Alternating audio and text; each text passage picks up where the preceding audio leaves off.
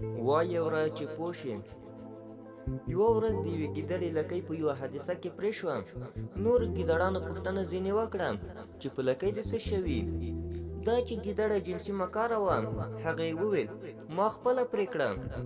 نورو ګیدړانو وویل ولې دې پرې کړه، ته ډېره بده ښکارې. ګیدړې وویل نه، اوس زه ډېر آزاد او سپک احساس کوم. کله چې زه ځم فکر کوم چې الوزم. یوه بله ګیدړه چې ډېره ساده وه لاړه او خپله لکۍ یې د لومړۍ ګیدړې په شان پرې کړه. هغه له سخت درد او بدرنګه څېرې کړېده. لومړۍ ګیدړې ته راغله او ورته یې وویل تا خو ویل چې د لکۍ په پرې کولو سره په سکون یم، خو زه خو په عذاب یم. لومړۍ ګیدړې وویل چیغې مه وهه، کنې نور ګیدړان به ټوله ورځ راپسې خاندي.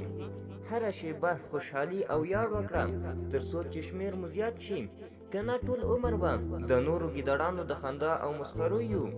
هغه وخت و چې د لکۍ پرې کوونکو ګیدړو شمېر دومره زیات شو چې د لکۍ دارو ګیدړو پسې به یې خندل.